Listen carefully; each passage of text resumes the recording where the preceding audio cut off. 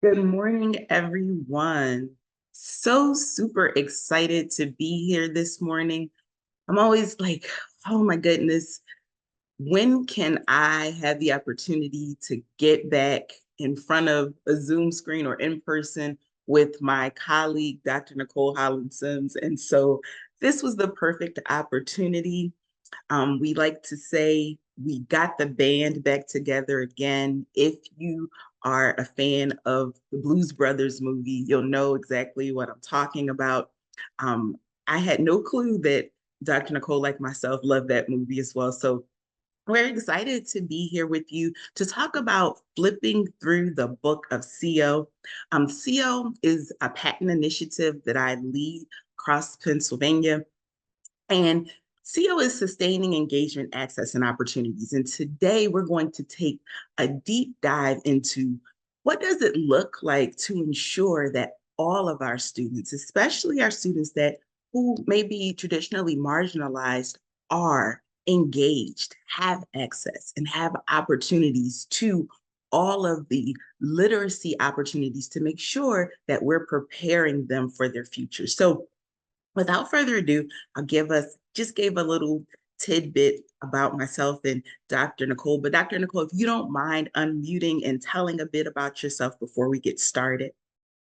I am happy to. And as always, I feel the same about us getting the band back together, Dr. Amira.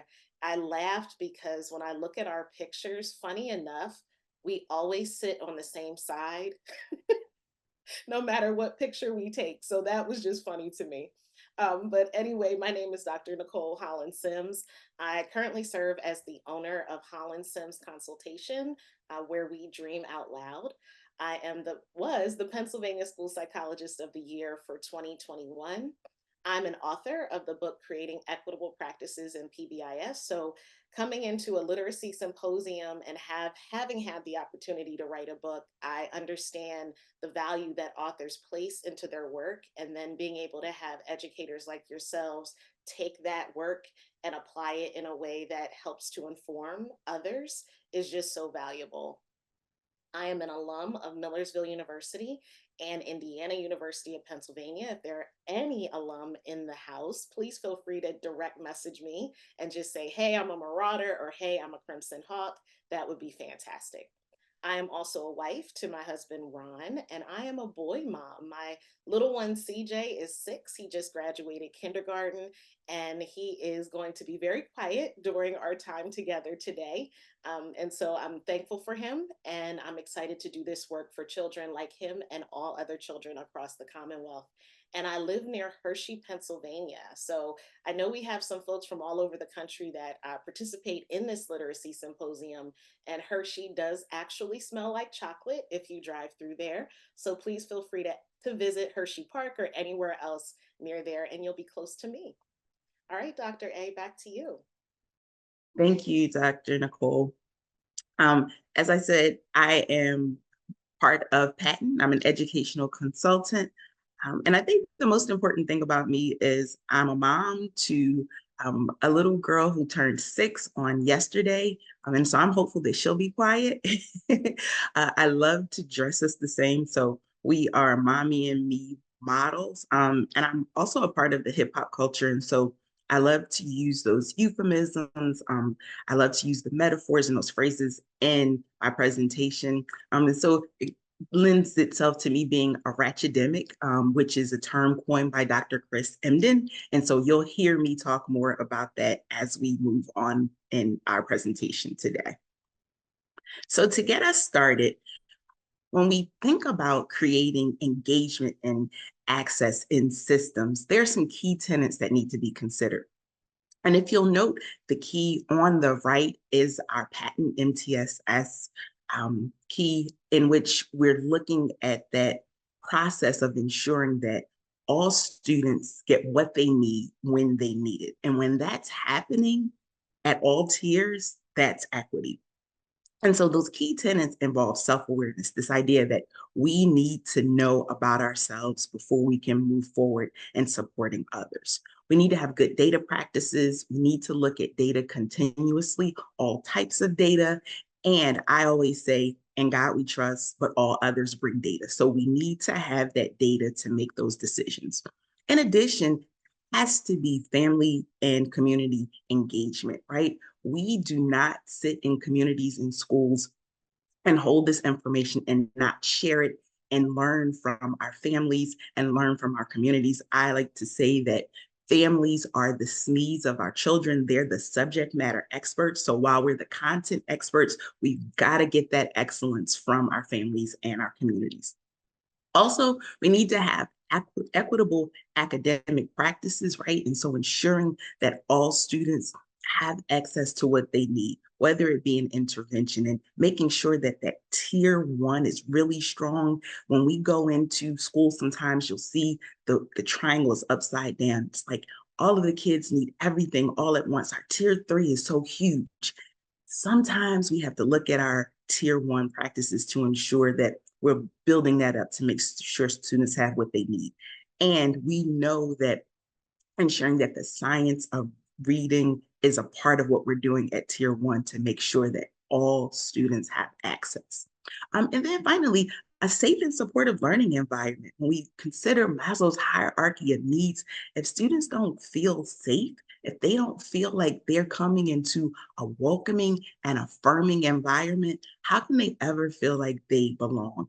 We need to ensure that we are honoring their dignity and creating spaces where they are safe, creating spaces where brave things are happening to ensure that learning is absolutely successful for all students. And so with that, if you're familiar with Dr. Robert Balfan's work out of Johns Hopkins University, you've heard of the ABCs, the attendance, behavior, and course performance.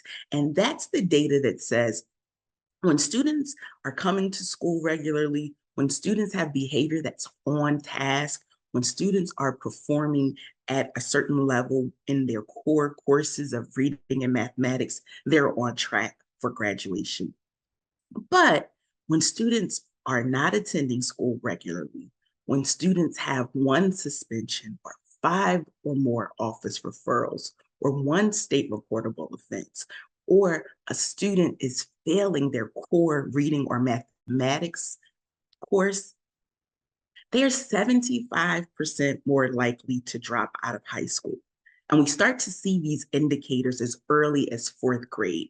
And so what that means is they have a much greater likelihood of being a part of the criminal justice system. And we call that the preschool to prison pipeline. And so when we're looking at these indicators, these ABCs, we want to make sure that students are on target in this area. And we've traditionally done that. We have our dashboards. We're looking at that attendance, right?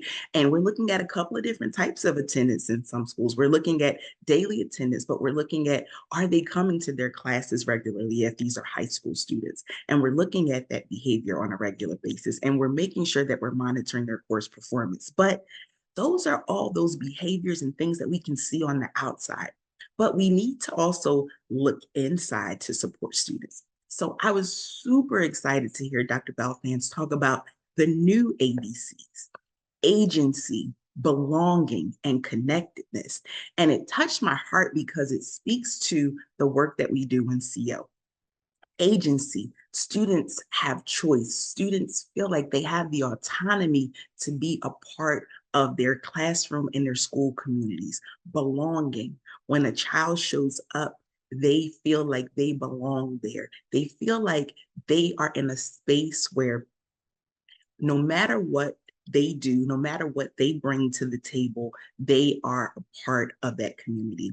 And so then connectedness, having some ties to their school community, whether it be through academics, whether it be through social extracurricular activities, they're showing up in a space where they are someone who is valued, who is needed, who is loved in this agape way.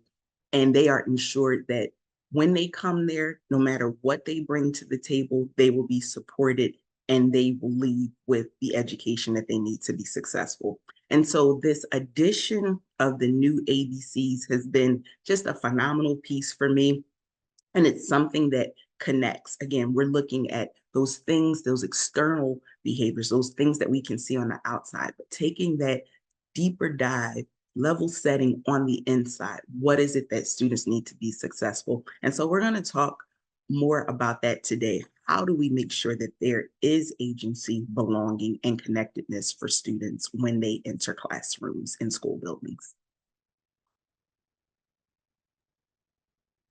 And so as I think about what Dr. Amira was just sharing with the new ABCs, it really lends itself to what she has created in SEAO. And so we want to unpack what engagement, access, and opportunity can look like and sound like, and then talk more about how that connects to the work we're going to discuss through the remainder of our session related to literacy. So we wanted to offer a point of clarification. One of our great colleagues, Dr. Paul Gorski, wrote a book called Fix Injustice, Not Kids. And it really speaks in clarity in the title about how important it is that we look at systems and really think about the work that we do from that systemic approach. But when we consider this concept of access and opportunity, that individual piece can sometimes always root itself. But in offering some clarification, we wanted to look at these things in a material and non-material way. And so Dr. Gorski offers these two for consideration. So the first part is the material access and opportunity. So when we think about what students and learners have access to and can leverage that access to gain opportunity, some of the things that Dr. Gorski says first comes to mind are often things that we're familiar with: school supplies, technology, private tutoring, etc. If we want to go deeper, and even I would say deeper, but also more macro, let's think about preventative health care. Is there real access and opportunity from that sphere? Consistent housing, transportation. When we think of Maslow's hierarchy of need, that's where we can get a little bit more in depth on what real access and opportunity can look like on the material side. On the non material side, this is where we as educators probably, and I wouldn't even say probably, where we have the most locus of control. And that's the institutional culture, the practices and policies that we adopt. We know policy drives practice. And so Dr. Gorski and his co author, Katie Swalwell, offer some key questions for us to consider. Who has access in school to policies that are constructed around their lived realities? So if we go back to that top part about healthcare, housing, transportation, communities that students and learners exist in, are the policies that we have in place policies that are from 30 years ago? Or are they policies that are responsive to the learners that we're serving now in a post 2020 world? In addition to that, who has access to a curriculum where people can share their identities and that they're affirmed and they're reflected upon honestly and deeply, rather than from a tokenistic type approach where it's just, oh, because it's Women's History Month, we're going to celebrate all women, or because it is Black History Month, we're just going to celebrate Black Americans only in February. How do we expand that so that it's more pervasive in everything that we do? And so to understand how to get to that place, I know Dr. Amir and I talk about this a lot. We have to do self awareness work to know about ourselves so that we can then inform and influence that larger system. And the way that we can do that is through this concept called cultural humility. I'm going to stand on a soapbox for just a minute and just say that for me, I can't speak for Dr. A. She probably will agree, but I can't speak for her. Um, I don't use the term cultural competence anymore. The reason I don't use that term anymore is because I don't believe that people can be competent fully in anyone else's culture other than perhaps their own. And so we have to be in a place where we can be humble enough to say, I don't know everything about you, but I want to learn. I may make mistakes along the way, but I'm hopeful that you'll give me some grace to learn with you or to grow with you. And so, how it's articulated here comes from Kahn, a dynamic and lifelong process that really thinks about self reflection, personally critiquing yourself, being honest about what you don't know and what you could have done better, and acknowledging that we all have a bias of some kind. I jokingly say that because I have a son who has informed me and introduced me to Marvel comics, I now have a bias against people who like DC comics. Didn't know I had that bias until recently when he was sharing with me that there's this big divide in the comic community. But those are things as a very small example of how biases naturally form, but we got to be willing to admit that. And what I love in this next part is that when we engage in that humility, we can know that even in sameness, there is difference. And that brings us to this next part, which I think really puts it in a nice framework to think about how to actually get to a place of humility. In school psychology and in psychology as a field, there's this therapy called cognitive behavioral therapy. And it's all about your thoughts, your behaviors, and your feelings. And so as you take a look at that, I'm sorry, and your actions, as you take a look at that outer ring, it almost looks identical. Feeling, thinking, and doing.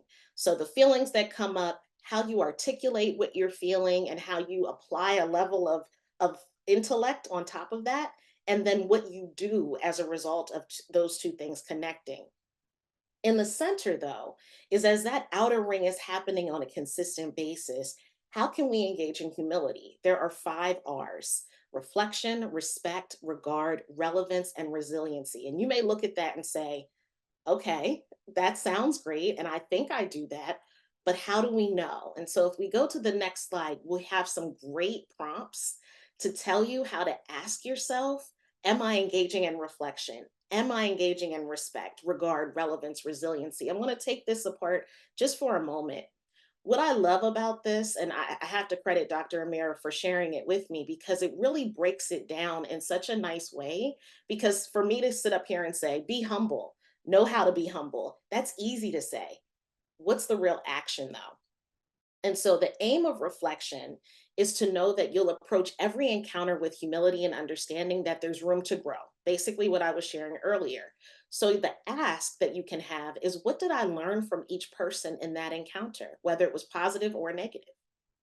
On the respect side, the aim now is, I'll treat every person with the utmost respect and strive to preserve dignity and respect. Dignity is critical. I spend a lot of time when I'm training across the country talking about embedding dignity into a framework of belonging. There's a great book by Dr. Donna Hicks called Leading with Dignity. And that book in particular talks about the value of knowing that respect is something that's earned, but dignity is a birthright. We all have it. If you remember the old Whitney Houston song, she says, no matter what they take from me, they can't take away my dignity. So, no matter what, when we're trying to get to a place of respect, dignity has to be at the center and the core. So, the ask is, did I treat everyone involved in that encounter respectfully, right? So, again, learning how to get to that place, even if I don't agree with them. Regard. The aim is one will hold every person in the highest regard. There's a great psychologist, Carl Jung, who talks about unconditional positive regard. And that's the same thing as love when we think about relationships and connecting with people. What they say here is that hopefully your unconscious biases didn't play a part in that interaction that you just had. If it did, though, how can you learn from it? Relevance, the aim that one will expect cultural humility to be relevant and apply this to every encounter. So Maya Angelou says, once you know better, you do better. So once you know better, how are you applying this now in everything that you do? And how was it relevant in the interaction? And the last one is resiliency. So we know resiliency has a lot of different meanings for different people, but in this case, we'll embody the practice of cultural humility to really enhance our own personal resilience so that we're constantly feeling that urge to grow and learn, and that we're getting better as a result of it and getting stronger as a result of it. So the ask is, how was my personal resiliency affected by that interaction? So these are just core ways to really think about cultural humility. Thank you, Dr. Nicole. I mean, and I really think that this gets us to a place to lead right into reality pedagogy, because when we consider Dr. Chris Emden's work, cultural humility is significant for adults who are entering spaces where they really want to get it right and they are resilient about getting it right when it comes to supporting children. And so reality pedagogy, as I said, comes from Dr. Chris Emdin out of Columbia University. And he talks about reality pedagogy in his book, For White Folks Who Teach in the Hood and the Rest of Y'all Too. And so he lays out some C's that are helpful in supporting teachers who are supporting children in communities, more urban communities, communities where you have children where perhaps they are part of the BIPOC community, Black, Indigenous, and people of color. And he uses hip hop, and he comes from that lens to really have these conversations. And so I'll talk about cogenerative dialogues, co-teaching, cosmopolitanism, context, and content. And so cogenerative dialogues, or cogens as he likes to call them, are likened to ciphers. And so if you understand or into hip hop culture, you'll know that a cipher is a circle in which MCs, lyricists, people who are rapping, they stand around and they take turns. And so while one person is spitting or rapping, all the others are listening. And sometimes they're listening in a reflective way to make sure that they understand, but also provide feedback in their turn to spit or rhyme. Okay. And so this model is important in classrooms because it means that everyone is equal, no one's voice is valued more than the other, and teachers have the same value as their students. And so in this, perhaps students will provide feedback or even critiques. And so that humility, that respect is going to be necessary there. They're really going to have a listening ear and be okay with feedback from the students. And it could be something like, you know, when you taught that lesson last week, it probably would have gone over well had you included this.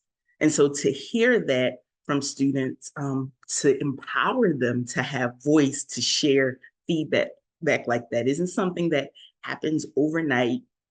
It's not something that you can do automatically, but it's a place that you can get to. And so these dialogues can occur if you're in a classroom where you have students all day. It can be a part of your morning meeting. If you're in a classroom where you only see students for part of the day, this can be a part of your community building. And so I'll say sometimes folks think that there isn't enough time. We've got to get through this content. But if you look at the slide previously, content is the last thing. You have to build community. You have to create relationship. You have to establish rapport before you can get to content. And if you don't, those unwanted behaviors, those things that you don't want to exist in your classroom space will definitely exist. And so the next is agreement, right? So if we're going into a space where we're sharing, we have to establish those agreements of how we engage, those rules of engagement. What does it mean to be respectful, right? And so everyone having voice in that, because what could be respectful to me may be different from Dr. Nicole. And so those conversations must occur. They have to be voluntary, and the goal must be more effective teaching. And so that's a paradigm shift, right? Because as adults, as teachers, as school leaders, we look to other adults to give us the feedback that we deem to make us more successful. But Emden contends that in order to do this, it has to be a space where you're like, no, I can always be better. I can always be more effective. And so That paradigm shift is significant before you can even start to have these conversations with yourself and bring them into the classroom. And also developing those keywords or phrases to kind of get folks back on track. What are those things that will refocus the classroom, refocus the teacher to ensure that it remains a positive space for more effective teaching, more effective listening and learning for students? Next is co-teaching. And I think this one is very delightful for me because if a student is able to co-teach, that means that they understand the content. It means that they understand the learning. It means that they have been given the opportunity to experience what it's like to be a teacher. And so there's nothing better than to change someone's attitude about something than to have them experience it. So giving students the opportunity to take charge of classroom content. And this can be in a subject area classroom. This can be in a regular classroom where younger children, where you have the students all day, and we're looking at any type of content. But when we think about literacy, when we think about comprehension strategies, right?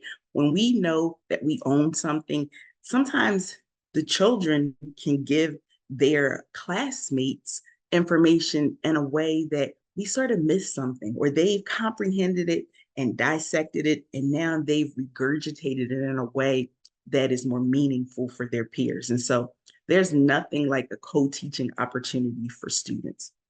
Now, when we consider co-teaching protocol, right? Because you just can't jump into this. This isn't something that happens automatically. There needs to be things that occur before class. And so making sure that the student is involved in those co-generative dialogues, making sure that they are co-designing the lesson. During class, students need to be able to see the students, um, understand that they are focusing on multiple modes of interaction, right? And so students may respond verbally, non-verbally. Do you have a place in the classroom where it's the parking lot that they come to a topic or a question later on? What are those things that need to occur in that classroom to make sure that the lesson runs smoothly? And then after class, there's feedback, there's dialogue about how it went, what could happen differently, what are things that they learned, right? So continuously engaging with students.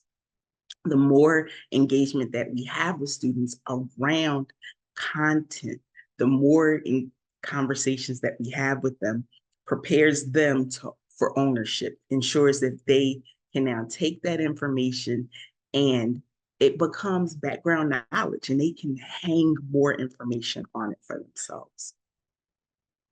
The next C is cosmopolitanism.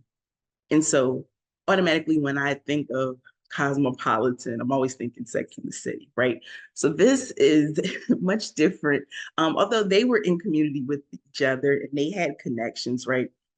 um, Ensuring that students develop the connection to the classroom and a desire to learn within it. So it's one thing to be in a space that you must go to, but it's a whole nother thing when you're co-creating that space, right? And so incorporating those things that perhaps sometimes we force students to leave on the outside of the classroom.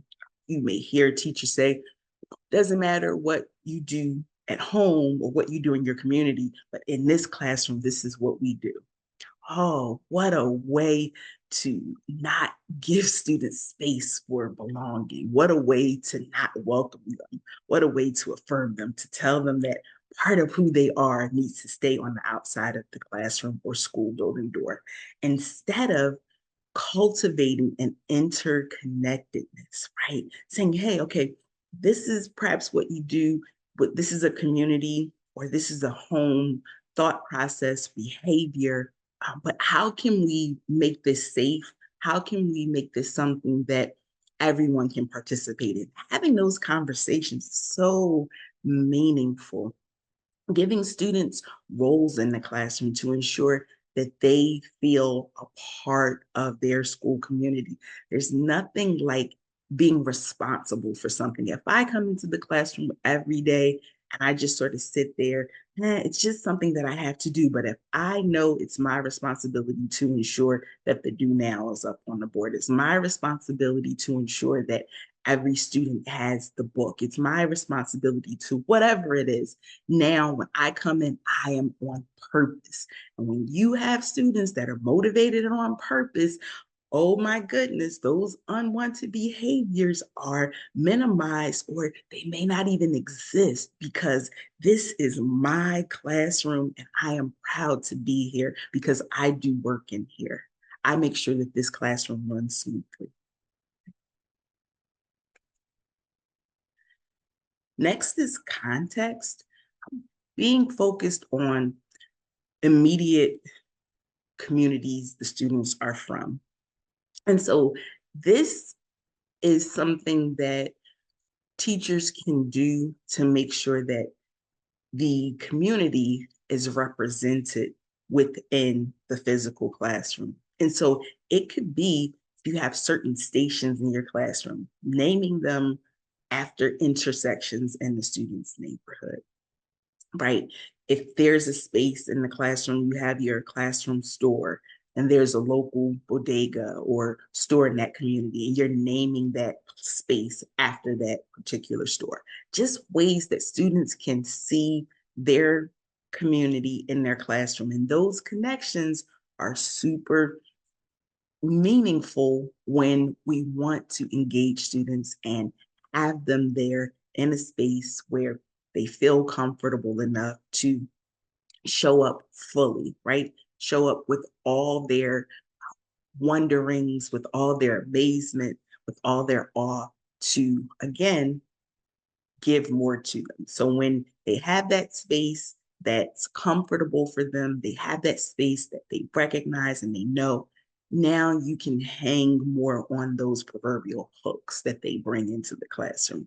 It gives them an excitement. If I know that when I come into the classroom and my teacher thought enough about me to consider the things that are important to me, I want to listen to that teacher. I think that that teacher likes me enough to want to know, to ask those questions, to make those inquiries, to ensure that this is a space that I am welcomed into, that this is a space that I belong to.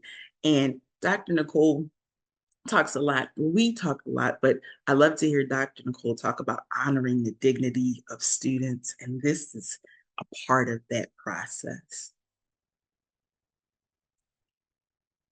So here are just some ways that that can be done.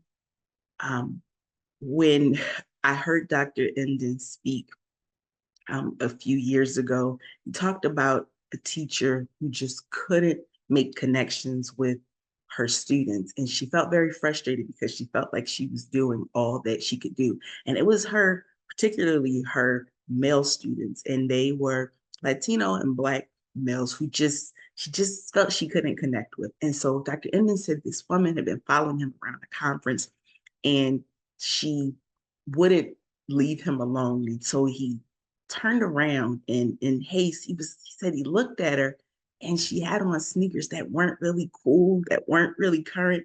And he said, maybe start by getting some cool sneakers. And so he was like, he kind of thought about that after the fact.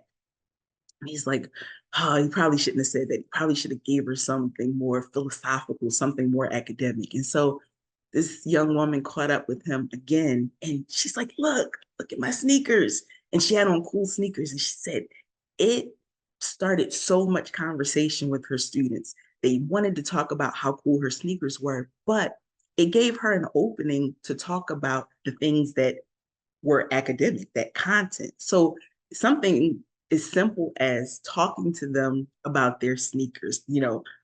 I love Jordan 1s. Now, there are lots of different types of Jordans, but I only like to wear Jordan 1s. And so if you're a sneakerhead, right, then you may want to convince me, well, I know you like those Jordan 1s, but the 13s, you got to get some 13s or you got to get some 11s. And That's conversation, right? Those are things that, again, it may seem superficial, may seems like surface. Like, we are here to talk about content. This is school. We're not here for a fashion show. Heard those things, right? But that's stuff the kids are interested in. They want to talk about the sneakers that you're wearing. That gives you cultural clout, right? You are able to open up. Kids are open more to people who they have connections with. And we know that when we talk about text, we want to connect to self to text, right? Self to others, right? And so those self to community, so those connections with students are meaningful. It could be talking about programs that they're listening to. It could be music, why you don't like it. They loved, oh, you need to listen to this, or have you heard this song by that person? Again, creating an environment where you're connecting with your students. It shows that you are putting some effort into it. That effort means I care about you. If I care about you, that means that as a student, I want to hear what you have to say. And I know that you mean well by me. Sometimes you hear students saying, well, they don't care about kids.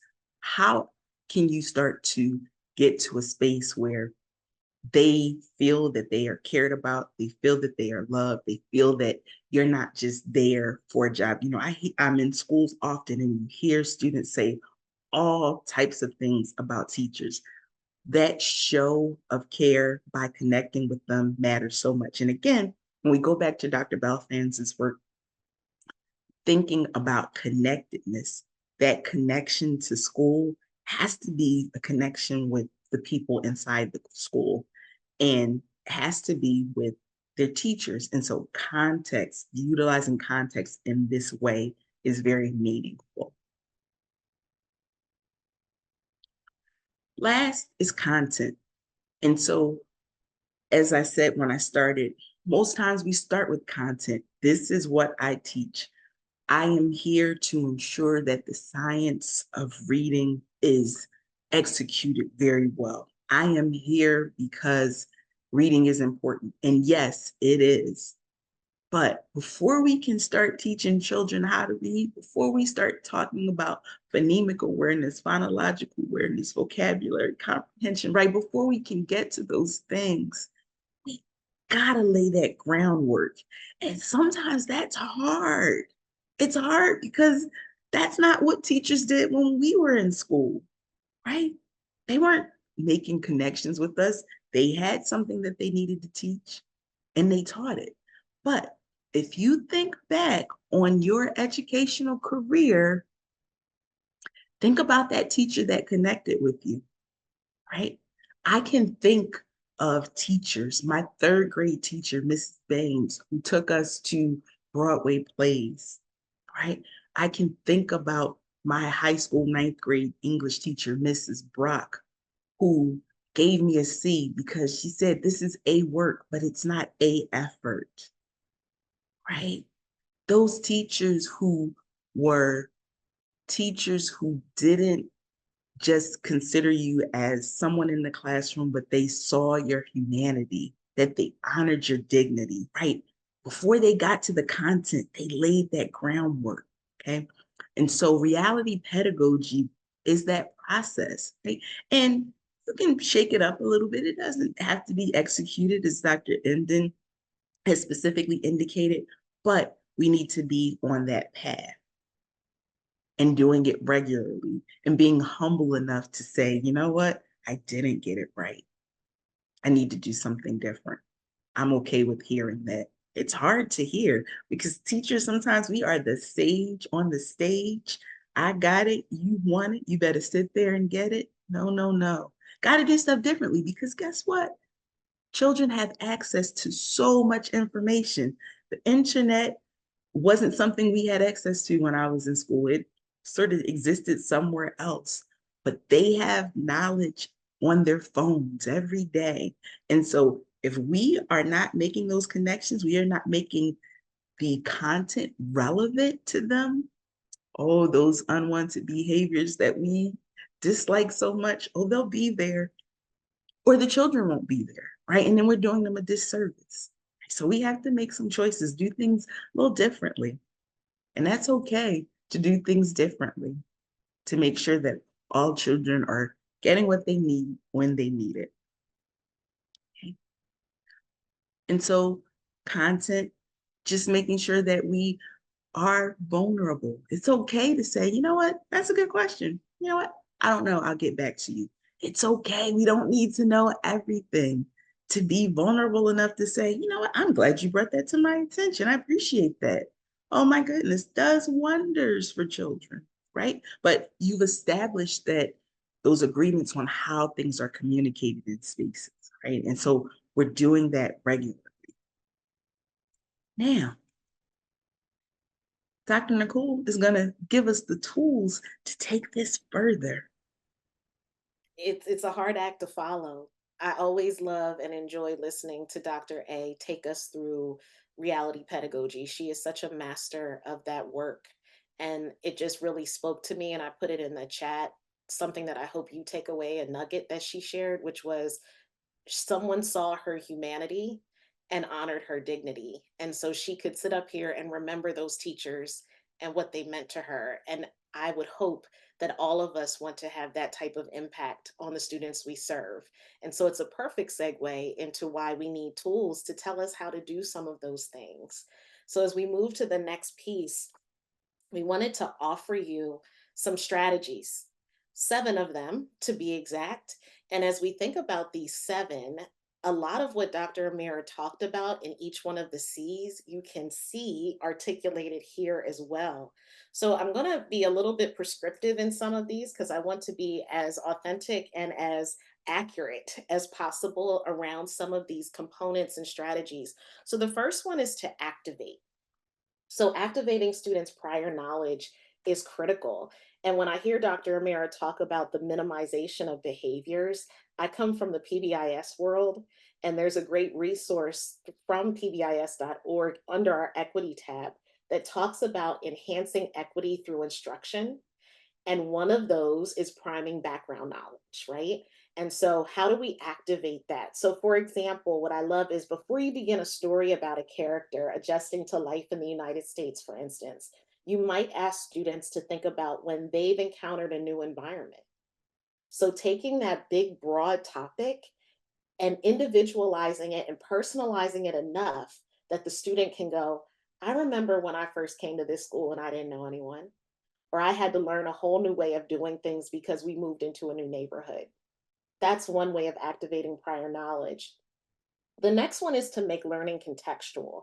And so, whenever you're talking about a text or a primary source that maybe is from a different time, if it's a historical document or literature, how do you get students to think about what that might feel like in today's time? So the example that is offered is, what do you think, for instance, Anne Frank would say if she were here today? Have students have that dialogue. That's valuable. That's also having them take perspective. And in a moment, we're going to talk about what that looks like. This third one was so interesting to me because when I first looked at it and I saw classroom setup, because I have a school psychology brain, I think of the structure and setup of the classroom, like where the seats are, where the proximity will be, all of those things that we know are very technical in the way our classrooms are arranged. This is taking it to a 2.0. So, really, what you're thinking about is how are students reflected in the classroom? Dr. A just hit you with all of those C's and all of the different ways that you can do that. So, one example that's provided here is just to ask yourself to do some inventory of your room. So, as you look around your posters, look around the things that are displayed, do students reflect what's on those posters? Do we have students of different races, students of different genders, students of different sexual orientations? Those things are valuable for them to see it's possible or that I have a place in this classroom. Number 4 is to form relationships. We've talked a lot about the power of relationships. I won't go into a lot more detail than just to say there's power in relationships. There's a great framework by Dr. Ronald Whitaker, a great colleague of ours. He has the HELP framework, HELP. I won't go into deep detail, but the L in that framework is love. And when we think about love, sometimes that gives people a little bit like, love? What do you mean? Why are we talking about that? It really is about the development of relationships that are authentic and just demonstrate care for people. We want that to be, like Dr. A said, those teachers that come to mind right away on who impacted and influenced us the most. The next one is to discuss. Now, this is going to be a hot button. So I'm just going to say that at the onset. As educators, we are under attack in a lot of ways for what we do talk about in classrooms.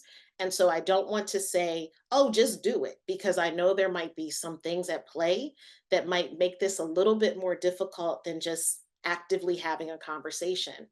So, what I love about this is that we don't want to shy away from having discussions about current events, about historical events, about things that are shaping our society, because the goal of education is not only to develop self directed learners, but also to prepare students to integrate and interface in a global marketplace. And so, with that, they have to know what all is happening around them. And so, what I love as we talk about this and as we think about the strategies is to say the goal is not to tell students what to think. I'm going to say that again. The goal is not to tell students what to think, but to teach them how to become informed and engaged in respectful dialogue, because you're navigating home life, prior knowledge that's showing up in a classroom. And to have those conversations, we're teaching students how to have healthy debate and engage in conversations that hopefully don't lead us down paths that sadly we're facing right now as a society, a big division. The last two I'll briefly hit. Tap. So tap into students' cultural capital. So when we think about that, it's really acknowledging that they bring something valuable to any table that they sit at, and not minimizing those cultural nuances that are specific for them that really make them unique and powerful in their own way. So cultural capital could be something as simple as being able to speak another language. That right there is an asset. So that multilingualism is something that we should be leveraging in classrooms, instead of saying, you know, we'll send them with this teacher in this classroom because they don't know the language yet. They may bring an asset to those dialogues and conversations, or even culturally, that might be so valuable that we constantly want to tap into when they feel like they can be heard, and when they say, I want to be heard. Because we got to also be careful that we don't push people too far to expose their cultures when they're not quite ready to. So it's that relationships that allows us to know how those things can be done. And then lastly, and I know Dr. A is going to smile, that incorporate popular culture. As I said, there are some people, and she's one of them, that can just have a conversation and immediately a pop culture reference will just come in. And I absolutely love it, because for a lot of people, that pop culture reference allows me to know, oh, you're paying attention to what's going on around me, or you care about how I show up and what I'm navigating every day. So I'll be honest and say, I haven't really paid attention to music since 2003. I want to get better at knowing more current information about music, because I have a 6 year old and I need to know. So I would say, as teachers, we may prefer a certain time frame of music, for example, but we got to be willing to meet our youth culture where they are as well. So we'll move on. And so there's one example that we wanted to offer that really talks about this concept of meeting students' youth culture where they are. Let's think post 2020, because that's where we are. And so one of the there's a principal. His name is Darren Thompson from Virginia, and he writes a lot of articles. If you were to research him, a lot of articles will pop up. But what he did when he was noticing that students are coming to school but not really engaged in school, and post 2020 things are just so different, he said there were some things that really started to work for him. One was listening audits and focus groups with students. So that opportunity to actively let them talk and listen to them is powerful. Not listening to respond, listening to understand, and giving them the floor.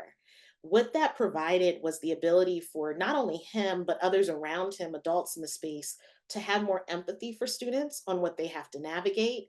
and to make sure that the aesthetics throughout the building, throughout the district, et cetera, reflected the students that they were serving.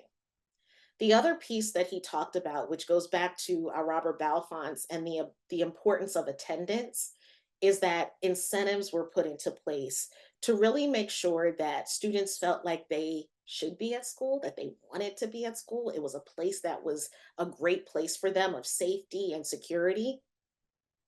And in addition to that, we know that discipline can be another push out for students and decrease attendance in particular and just being out of instruction.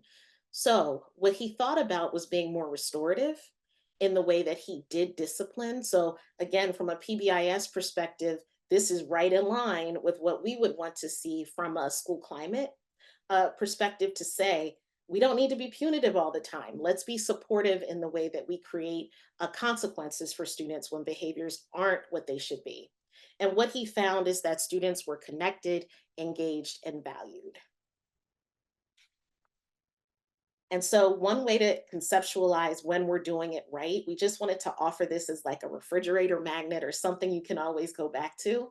When we're being culturally responsive in buildings and classrooms and we're creating that space, those C's that you just heard about, when we're designing ongoing professional development, that is critical. That's why we're so glad you're here, because this could be a catalyst for other professional learning opportunities to build on what we're sharing and apply it in your own context.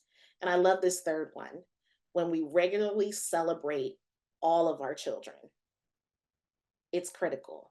We can't just focus on the students that are always the ones getting the recognition, the ones that are always there, the perfect attendance kids. We have to celebrate everyone in their own way, in their own identity. And that's when we know we're doing it right. And Dr. A, I turn it back to you. Thank you. I love that, celebrating all children regularly. And I've heard teachers say, but I can't think of anything. Yes, you can. Did he sit in his seat for 2 minutes? Oh my goodness, 2 minutes, right? Finding those small things and celebrating them in the classroom, but with their families as well, because that's important too. They need to hear that. Thank you so much, Dr. Nicole. I always love just hearing those nuanced little tidbits, things that we can just take and take to the next level, right? And so this is foundational, but you can definitely build on this because we want to take our kids to a whole new world with new learning, new opportunities. Dr. Nicole is a Disney fanatic. Like, I love Disney, like, I love it, but she's a fanatic. And so this Aladdin taking them to a whole new world. How do we do that, right? Some of our students may not have the opportunity to leave their community. So what can we do? What can we give them? What can we put in their hands to support them in getting to a whole new world? Mm, books, right? For me, when I was a little girl, we did road trips, right? We did lots of road trips. But to see those places that were beyond my purview, encyclopedias, put it in the chat. Chat me if you used to look at the encyclopedias and the pictures. And if you were really, nerdy like me, you wrote a list of places that you wanted to visit because of what you read about them in the encyclopedias. We had 2 sets in our house, right? Books, they open up spaces for students. They become mirrors, windows, and sliding glass doors. And Dr. Bishop talks about children who only see themselves in books will grow up with an exaggerated sense of their importance and their value in the world. No, we have to see everyone. We need to see ourselves. We need to see others represented, other experiences, right? We have to create a world and a space where we're continuously providing opportunities for students to not only understand, but embrace others and their different perspectives and their different experiences, not pitying or judging them, right? Not creating a space where they are judged or we feel sorry for them, but we honor their experiences. And I think if we're talking about creating citizens for a global marketplace, right? We need to make sure that students value others and their experiences. Thank you all, you other nerds who read the encyclopedias. Thank you for sharing with me. I don't feel alone in this.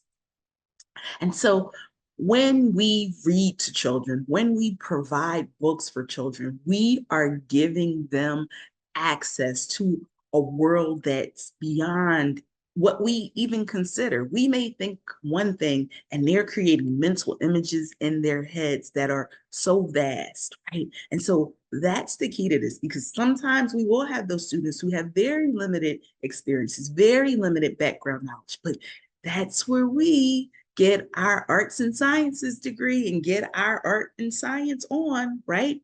And so we do that with texts, and we do it with lots of different texts. We do it with multicultural texts. We do it with texts that honor varying sociocultural identities, those that are marginalized, those that we don't really want to talk about all the time, right? And so we've got all types of children in our classrooms, and sometimes we may not really know all those other identities when we consider their sociocultural identities. There may be things that we don't know, but there needs to be access. So our libraries should be stocked with all sorts of books. Students are dealing with things like ADHD, OCD, dyslexia, dysgraphia. There's a book about it. Find it, right? When you get that student's IEP at a glance and you notice that there's something going on with them, you want to have that book in your library, right? Because now I have a mirror, but then those other students have windows, right? So we are sharing the experiences of other students. Sensory seeking behaviors. Those students exist. They're in your classrooms right now. Those students who have family members that have long-term illness that they're dealing with. We have students whose parents are going through divorces. We have students who are grieving, and grief is a process and it's cyclical. They have to know that they're not alone. They have to see themselves. There needs to be that mirror, but also it needs to be a window so that other students are empathetic, other students respect and value the experiences of others. We are creating children who are mindful when we have texts that show the vast array of things that are going on. And it doesn't have to be, when we talk about those social things and those political things, right? Those socio-cultural issues that exist, they don't necessarily always have to be nonfiction. They can be fiction related, okay? Thinking about students who have language barriers. Dr. Nicole talked about that creating an environment where multilingualism is an asset. Some students have selective mutism, right? That student who's quiet, right? You know this about them, and they're not ostracized, and they're not feeling like their dignity isn't honored. They're not feeling like their classroom is in a space where they're welcome, because there's a book about it. Students who have past traumas, and those traumas kind of haunt them, and they may impact their behavior. Being seen in this way is so impactful. Home insecurity, right? We have students that are experiencing housing insecurities. We don't call them homeless, right? Because home is where the heart is, that's where our family is. And when we have that understanding that, you know what, you're not the only one dealing with this. You know what? We recognize that food insecurity. You got children who show up in your classroom all the time and they are hungry. And if my stomach is rumbling, I don't really care about your structured literacy. I don't really care about your content because I need to eat. I had those students when I was teaching that I kept granola bars and juice boxes and all manner of food in my desk, because when they came in with that look in their eyes, right, we had a cue. You go get something and you can stand out in the hallway so you don't feel embarrassed and eat. And so you can have a refresh to your day. Income insecurity, those students who may show up and they are socioeconomically disadvantaged, socioeconomically lower. They need to see that other people experience that. That's not just them. And this was just a few of the books that we can house in our classroom libraries and our school libraries. Children need to know that they are not alone.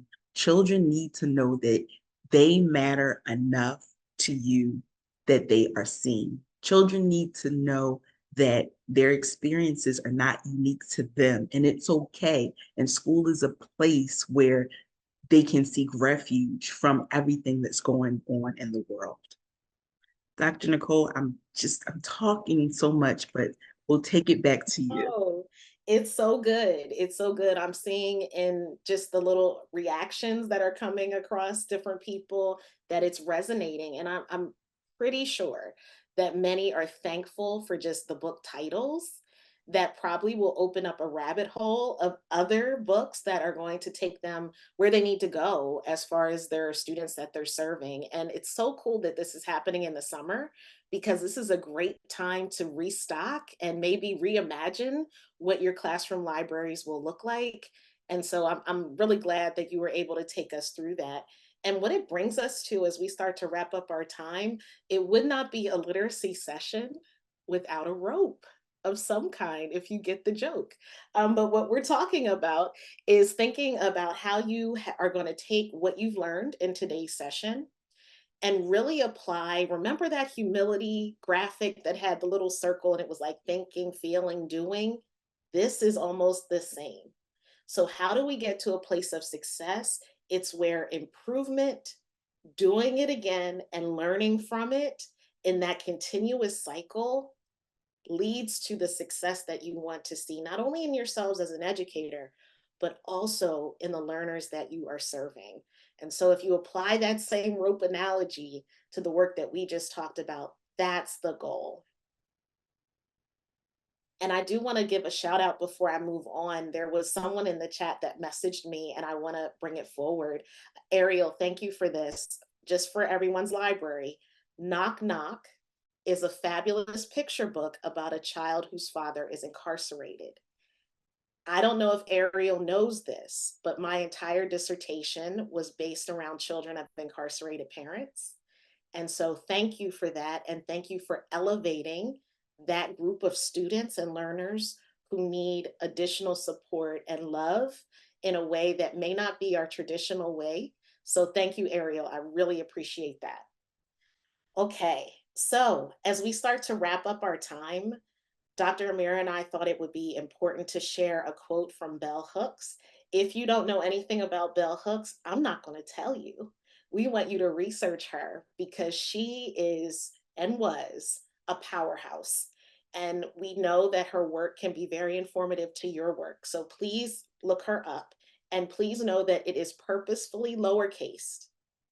And look that trivia up as well. But the quote is, as a classroom community, our capacity to generate excitement is deeply affected by our interest in one another, in hearing one another's voices, and in recognizing one another's presence. That was the purpose of our session today. In sustaining engagement, access, and opportunity, this is the meat. This is where the rubber meets the road. How do we create collaborative communities and classrooms across systems that does exactly what Bell Hooks is saying we need to do? Okay. So with that, our last slide should be our contact. Yes, it's our contact information. And so if you have any questions after, and I know Jeannie is right here, she's always on point. If there are questions and answers that we can answer now, we're happy to take them. But if you have a question that comes up later, you've had some time to digest this, even when the recording is on our YouTube channel and you watch it again and you have another question, this is how you can reach either one of us. We are best friends. So if a question comes to one of us that this person can't answer, the other will take it. So please, please, please reach out. We are always excited to meet new people and to engage in this work together. Thank you so much for your time today. And thank you, Dr. K, as always. Thank you. And I also add, if you want to know more about sustaining engagement, access, and opportunities, and this is work that you want to do in your schools, reach out to me because I'm a PaTTAN consultant and I'm happy to come out and support. I'm happy to meet with school leaders. I'm happy to meet with teachers to see how you can move the work along. We're always on that continuum, moving along to being better humans to other humans. And so, yes, thank you, thank you, thank you. And we'll take questions now. I see some popping into the Q&A. Oh, no question, just gratitude. Oh, thank you. We appreciate that.